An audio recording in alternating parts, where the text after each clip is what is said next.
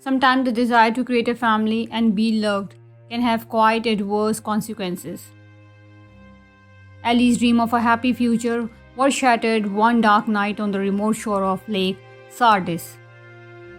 Despite the party at the bar being in full swing, Ellie Costello, a 21-year-old University of Mississippi student, hurriedly prepared to head home. Her girlfriends tried to persuade her to stay a bit longer, but the young woman remained adamant. Stepping outside, she immediately pulled her mobile phone from her purse and texted someone that she would be there soon. Ellie was very excited about the upcoming meeting, as today one could say. Her destiny was being decided. The young woman did not yet know that this night would be her last. She hailed a taxi and, after giving the address of her apartment, happily rode home.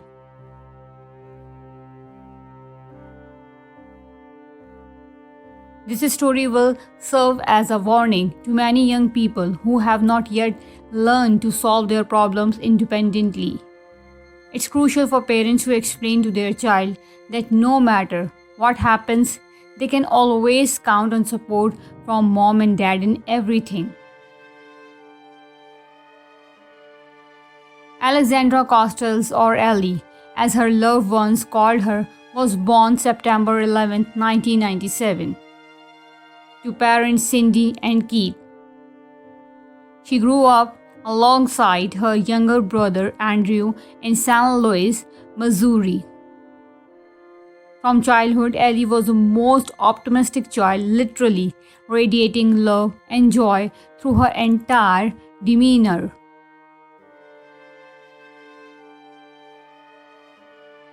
The girl treated strangers with the same warmth and kindness that she showed when interacting with her family. Ellie was one of those people who instantly lifted spirits just by their presence and genuine smile. Friends described Ellie as a light that never ceased to shine. Ellie was not only a wonderful daughter, sister, and friend, but also a successful athlete and gifted student. From 2012 to 2016, she was a member of the track and field team and golf team, youth government support group, and National Honor Society. She had time for everything outside of school and sporting events. Ellie also enjoyed yoga and participated in her half marathons. During school breaks, the young woman traveled as a volunteer to Peru and Africa to help small children learn to speak English. Don't be afraid to be who you are. This was a core principle that Ellie lived by and encouraged others to follow the same advice. She accepted people with all their character traits, was an incredibly loyal friend, and was not afraid to show her true nature. It was for all these qualities that people loved Ellie. They simply felt comfortable around her. After finishing high school, Ellie enrolled in the University of Mississippi's Ole Miss College in Oxford. This was what she had dreamed of since childhood, and the dream had finally come true. There were several reasons why she had always wanted to go there. First, Ellie was drawn to the preppy style that the school offered. This was a distinctive fashion style that originated from the uniforms of prestigious private school students preparing to enter elite higher education institutions. The young woman loved the color pink and adored pearls. She was enchanted when the sun would sink below the horizon and illuminate the sky with rosy reflections. Ellie even created a social media page dedicated to sunsets, which she constantly photographed. Of course, she had other more significant reasons why she loved the University of Mississippi and wanted to study there. She appreciated the college's own traditions. She was fond of the distinguished professors, the overall atmosphere, and the presence of a major football team. Ellie enrolled at Mississippi in fall 2016. Her aspirations extended far beyond obtaining a specialization in business and marketing. The young woman wanted to finally achieve results not only in terms of her career, but also in finding personal happiness. She thought college was a perfect place to meet her future life partner. Besides studying, Ellie also decided to join the Alpha Psi Kappa Psi Women's Club and the business community. She founded and led a golf club and in her free time taught yoga and pilates. Naturally, her day was casual down to the minute, but most importantly, her studies did not suffer. The only thing Ellie lacked was a boyfriend. Many high school students, when entering college, dream of meeting someone there with whom they will continue through life. Ellie dreamed of the same things as most of her peers. She loved Southern boys and Southern culture and hoped that studying in Mississippi would help her find a young man with whom she would spend the rest of her life, have a successful marriage, create a happy family, and have her own children in high school. Ellie had boys she was in love with, but there was never anything serious between them. Even to the prom, she went not accompanied by a date but paired with a girlfriend, and finally, Ellie's dream came true. She got a boyfriend. It was her classmate Brandon Theld, a freshman from Fort Worth, Texas. Ellie fell for him instantly and throughout their freshman year at Mississippi. They spent a lot of time together. The young woman invited him to most parties organized by her sorority. Although many said that Ellie and Brandon dated occasionally, they were never officially boyfriend and girlfriend, never arranged dates for each other, and never planned to spend their lives together. There were even times when the young man would block his friend's number for several weeks or even months. The fact was that both students viewed the relationship completely differently. Ellie liked the guy from the moment they first met. She thought the attraction was mutual. Ellie probably wanted more than just companionship. She hoped that one day everything would change and Brandon would see in her that special someone to walk through life with. Ellie dreamed of officially becoming his girlfriend, graduating college, and someday marrying him. However, from Brandon's perspective, this was just a casual, intimate relationship. He was a different type of person, usually called a player. He had several girls simultaneously and made each one think their connection would grow into something more, though in reality, he simply did not want serious relationships. Brandon was an extremely manipulative person who clearly kept Ellie around to satisfy his intimate fantasies. He was well aware that the girl liked him and used this to his advantage to explain why they could not be together. He would say he was not good enough for her. The couple's relationship resembles an emotional roller coaster. One minute Ellie could be very excited and happy, and the next she would be upset and crying. Brandon never visited her home and was not familiar with most of her friends. Many had not even heard his surname, so all the Ellie's close friends knew was what she told them, and apparently Ellie kept much to herself. She rarely told anyone about what was really happening between them. Facing Brandon's manipulations, Ellie often felt lonely. Earlier, the young woman shared absolutely everything with her mother, Cindy. The woman knew her daughter liked the young man from her course, and although Ellie continued to confide in her mother, she never spoke about her relationship with Brandon. People in love often see situations in a completely different light. Ellie probably did not even realize that Brandon was manipulating her. She noticed only good things in every person. Ellie looked at the world through rose-colored glasses. This did not mean she was foolish. She was only 19 years old. She was always from her parents for the first time, and for the first time received attention from a boy she liked. Though The love-struck Ellie continued to persuade Brand, and in what happened to her, she bears no blame.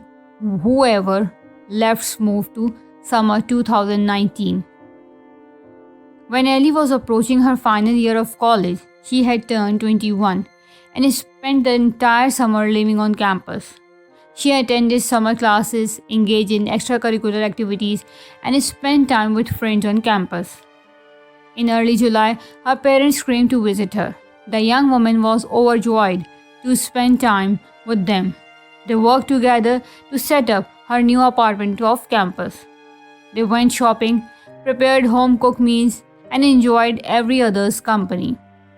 Ellie missed them so much that she begged mom and dad to stay at least one more day. But her parents needed to return to St. Louis. Her mother, Cindy, later recalled that saying goodbye to her daughter that time was particularly difficult. Though the parents had no idea it would be the last time in their lives, nevertheless, Ellie called them regularly to chat and share news. On July 19, 2019, the young woman once again dialed their home number. It was around 7 in the evening. Actually, Ellie had just woken up. She had an important test in the morning, so she had studied extensively the night before and then fallen asleep during the day. She told her mom that later that evening she planned to meet friends at a bar. Overall, it was a completely ordinary conversation with no signs of the impending tragedy. Mom Cindy could not even imagine that she was talking to her daughter for the last time, and in just a few hours their life would change forever. Later that night at 11:52 p.m., cameras at one of the businesses in Oxford Square recorded Ellie Costello leaving the bar alone. She could be seen looking at her phone screen while walking in the opposite direction from the establishment. Later, a taxi picked her up and the driver safely delivered Ellie home. After midnight, she was already in danger at that point because the plan for her destruction had been set in motion. On the morning of July 20th, 2019, a Lafayette County deputy sheriff was conducting routine patrol in Harmontown near Lake Sardis, located 30 minutes north of the Ole Miss campus.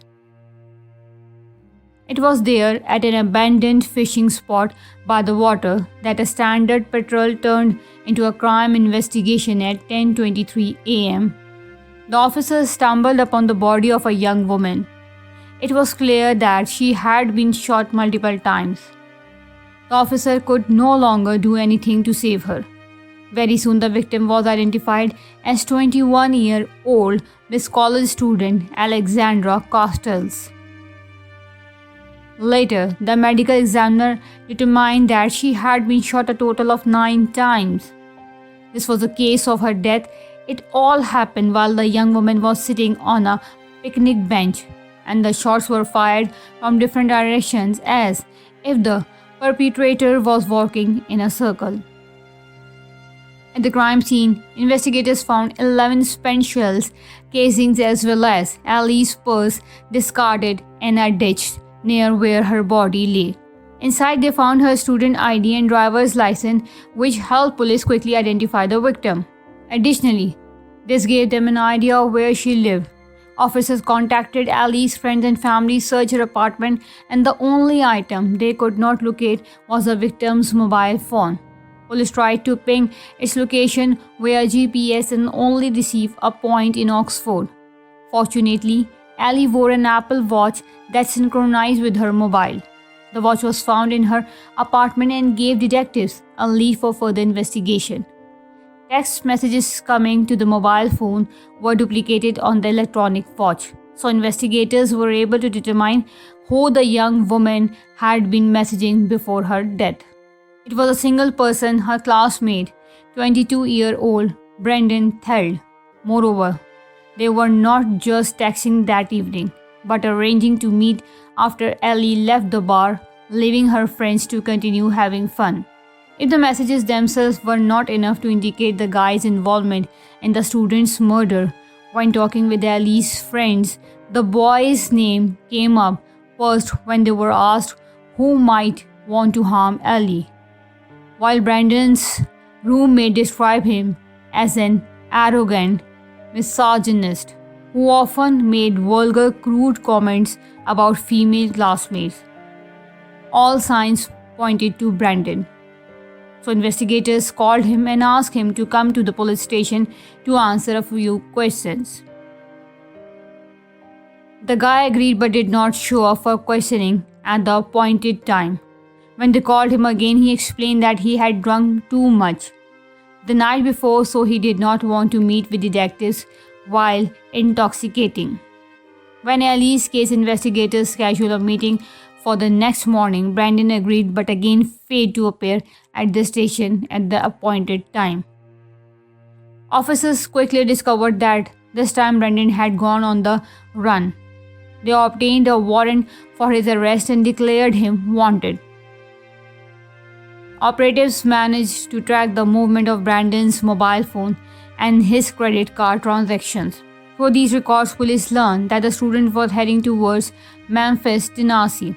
A description of Brandon's vehicle was sent to Memphis Police Department's fugitive task force, and that same evening, the guy was arrested when he stopped at a gas station.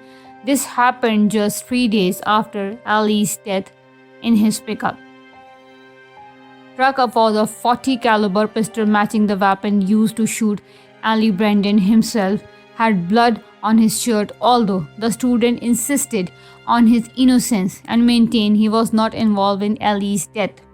Police ultimately charged him with murder.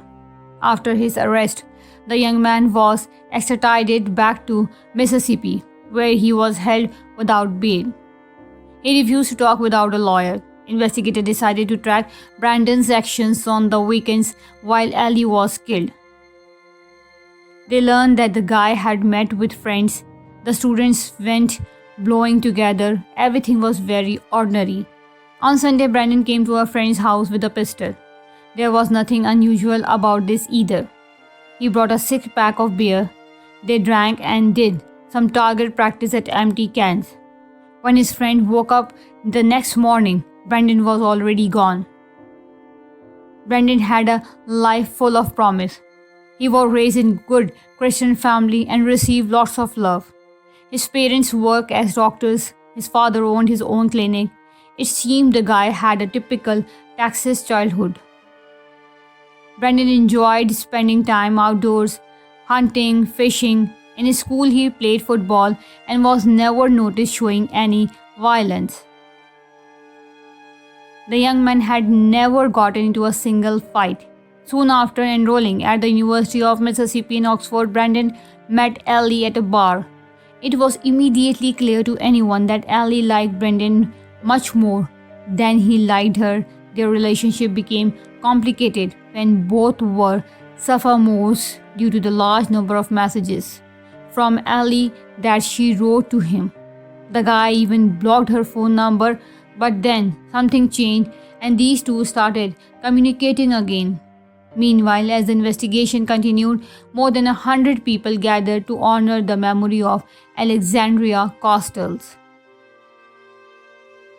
Many people said that she was a true bright light in their lives, and now that light had gone out. But it would continue to shine in each of their hearts. This sweet girl clearly did not deserve what happened to her. After the vigil on July 27, 2019, a funeral was held at Concordia Lutheran Church, where all of Addie's close ones and relatives gathered again to bid the young woman a final farewell. They all wondered who could have been threatened by the cheerful, positive student, and the answer was clear: Brandon Threld.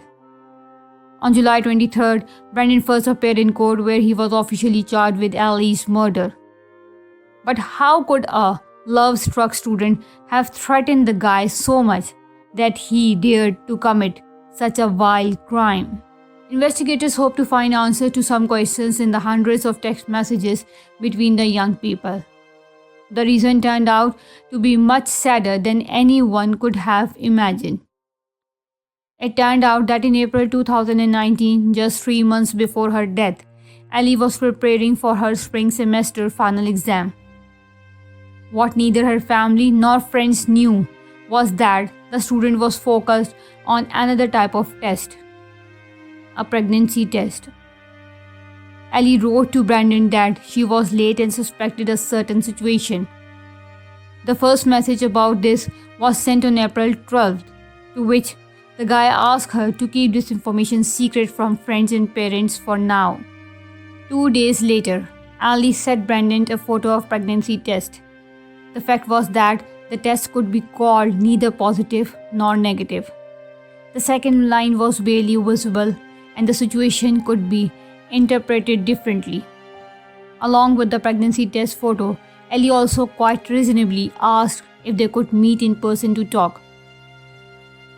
At first, the young man ignored Ellie's message completely, but when he did respond, he was clear and concise in his decision.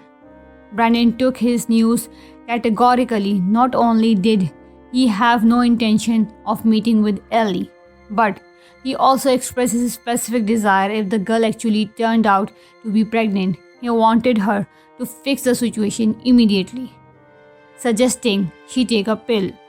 22-year-old Brandon clearly stated that he did not want to have a child at all because it would ruin his life. He was not going to help Ellie if she decided to keep the baby, and even if it seemed like a harsh and cruel decision to her, he would never change his mind. Brandon was adamant in his conviction and kept telling Ellie again and again from April through August that he did not want to tie his future life to hers. But the young woman only asked for a meeting and a face-to-face conversation. He continued to avoid her and eventually communication was reduced to just electronic messages. Several times they set up dates, but each time the guy cancelled at the last minute and did not show up. Ellie, despite the ambiguous test result, continued writing to Brandon day and night. Many of her messages were long, candid, and quite disturbing. Finding herself in a difficult situation, Ellie was afraid to tell her parents about it and tried as best she could to hide from her pain and confusion about what to do next. According to her messages, the young woman even tried to drink a large amount of alcohol to end all her torment at once. At one point, she wrote that she had drunk a full bottle of tequila and 2 bottles of champagne, 7 cans of beer, and a glass of wine. Ellie wanted to get alcohol poisoning, and although it became clear to my reasonable person that she was clearly exaggerating, at the same time, this was a kind of cry for help and support from someone closer to her. This showed how desperately she needed his attention and support from Brandon. However, instead of this, Brandon continued to coldly state that he did not want this child and repeatedly refused to meet Ellie in person. He did not care what was happening to her. Such behavior said a lot about his character. In reality, Brandon was only interested in himself. Many considered him a daddy's boy because the guy constantly flaunted the fact that his father's money could get him out of any trouble. Only this time he was badly mistaken. When it came to evidence against Brandon, there was plenty besides the bullet casings matching his pistol blood on his shirt and text messages confirming that he and Andy did meet that night. There was also a letter after the arrest. Police searched Brandon's apartment and found a handwritten message to the guy's parents. In this letter, he did not directly confess to the murder, but indirectly spoke about the committed crime. Brandon was troubled by what he had done. He wrote to his mother and father that he was a bad person, but it was not the parents' fault. He had always been visited by terrible thoughts fueled by alcohol and prohibited substances, and from him, this was the end. He would either go to prison or die. The guy felt that he would be caught sooner or later anyway. Later, Brandon's lawyer stated that this was Brandon's suicide note and that after killing Ali, he had planned to take his own life as well. But the attempt was unsuccessful. Reportedly, the guy had already put the gun to his head and then lost consciousness. However, regardless of the latter's purpose, it was just one piece of evidence indicating his guilt. During the investigation, detectives uncovered several other things indicating that the crime was planned in advance. A week before Ali's death on Friday, July 12, Brandon traveled from Oxford to Fort Worth to his parents' house to retrieve his pistols. He photographed the weapon and posted it on his account with the caption, "Finally bringing my baby back to Oxford." The investigators also reviewed Brandon's internet search history and discovered truly frightening queries. In the week leading up to Ali's murder, the student had Googled how to get away with committing a crime, how to plan a murder, how to tie people up, and how to lure them into a trap. He also searched for tactical face masks, full metal jacket, ammunition, and gun silencers. And the most horrifying thing was that he actually managed to lure his victim by deception, making Ali think he was finally ready to talk about her pregnancy. Brandon's lawyer insisted that the internet search history still did not prove that Brandon planned to shoot Ali, and there was an innocent explanation for why his client brought a gun with him to Mississippi. In his opinion, there was nothing unusual about people shooting. There were ranges in Oxford where the student wanted to practice shooting, but prosecutors were clear that Brandon's trip to Texas and computer searches were part of a carefully crafted plan. On July 17, 2019, Brandon initiated a conversation with Ali for the first time. Since April, he pretended he wanted to talk about the pregnancy situation. On Thursday, July 18, shortly before 2 a.m., Ali sent Brandon a message with a photo of her belly. For the guy, this message could have been the last straw. He became so frightened that he decided to immediately execute his plan and permanently eliminate the problem. That day, Brandon asked if Ali's friends would be around when he visited her. The young woman thought he wanted to maintain confidentially because it was a very delicate topic for discussion, and happily and nervously agreed to meet without witness. She felt enormous relief that they were finally going to talk about her pregnancy, but in reality, Brandon merely wanted to ensure that Ali would be home alone and no one would guess that she had left with him. Eventually, on the 19th, he confirmed the time once more. The young people agreed to meet. After Ali returned home from the bar, she promised to leave early so that no one would interrupt their conversation. Brandon, struck with this distinctive license plate, was spotted on surveillance footage driving toward Ali's house at 1:14 a.m. The same camera recorded the vehicle when it was moving in the opposite direction. GPS data showed that Ali's and Brandon's mobile phones were close to each other. As they drove through Oxford toward Lake Sardis. On the previous day, the young man had been drinking all day, and after arriving at the location, he continued hitting the bottle. He and Ali sat at a picnic table, talking about her pregnancy. Brandon had some white powder in his car. Getting angry about the conversation, he went to his truck and used the substance, after which he returned to the table with a pistol in his hand and began shooting. Ali was shot at least 9 times in total, with one bullet lodging in the table witness heard several shots in the vicinity between 2:15 and 2:30 a.m.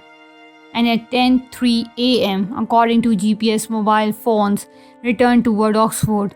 Then, less than an hour, Brandon searched the internet for information about how to monitor police channels, after which he tried to find news related to Lake Sardis, Mississippi. Over the next few hours, both mobiles pinned from the same two words until Allie's phone eventually lost signal. Apparently, Brandon turned off the device and disposed of it, while he meanwhile went to hang out with friends, drink beer, and show off his pistol as if nothing terrible had happened. Fortunately, he soon faced the consequences of his actions. By August 2019, Brandon's name made front page news. That's when the case was presented to the grand jury and everyone was shocked by what happened. University professors, students, and ordinary Oxford residents. On August 22nd, Brandon appeared in court for a bail hearing. However, his lawyer ultimately withdrew the request and instead asked the judge to order a psychological evaluation for his client. Apparently, the lawyer decided to slow down the case by presenting Brandon as someone with mental health issues to reduce his sentence for the crime. The judge approved both requests. This meant he would continue to hold Brandon in jail without bail and also order a psychological assessment of his condition and outside the courtroom. Allie's devastated loved ones and friends gathered. They continued to do this until justice prevailed. The Cotile family deeply grieved the loss of their daughter. After her tragic death, parents Cindy and Keith refused to read Allie's messages with Brandon, discovered by investigators, because they blamed themselves for not noticing their child's emotional torment and overlooking her dire situation. But it would have been even more painful for them to read how heartlessly the guy their daughter was in love with treated her. While Allie's friends and family waited for Brandon to face trial for his crime, prosecutors built their case. They hoped the text messages between the students could provide insight into what might have led to the young woman's death. About a week later, on August 30, 2019, Brandon returned to court where he was formally charged with the kidnapping of Alexandria and murder punishable by death penalty in Mississippi. The psychological evaluation found the student sane and competent to stand trial. Ultimately, the defendant pleaded not guilty despite all the evidence against him. By that time, 2020 had arrived, and due to the pandemic, there were serious delays in the judicial system, so his trial had to be postponed. By the time it finally took place, Brandon had changed his mind and decided to take a plea deal. On August 27, 2021, Brandon pleaded guilty to taking Alexandra Costell's life in exchange for a lighter sentence. State authorities agreed to reduce his punishment, knowing that securing a death sentence would be much more difficult and require far more evidence. So, the former student will have to spend his entire life behind bars. When it came to the motive for the crime, Brandon's lawyer stated that his client was driven by a desire to eliminate the problem. Brandon thought he would become a father and wanted to end it in his own way. His intention was aggravated by the fact that he was drunk and under the influence of prohibited substances. However, this did not elicit sympathy from the jury. The most terrible thing about this story is that the results of the home pregnancy test that Allie showed Brandon were inconclusive. One clearly visible line and a second barely noticeable one. The situation could be interpreted in two ways, but Allie's autopsy report gave a definitive result. The young woman was not pregnant. Unfortunately, no one will ever know if Allie could have been pregnant several months before her death. According to a text message She sent Brandon in early July. Ellie said she had bleeding. It's quite possible she had a miscarriage due to the stress she endured. Perhaps the young woman so desperately wanted to marry her loved one that she took wishful thinking for reality. But if Ellie could have known that Brendan was capable of taking her life just to avoid responsibility for the consequences of their intimate relationship, she would hardly have insisted on meeting and would never have voluntarily gotten into his truck. Thank you for watching.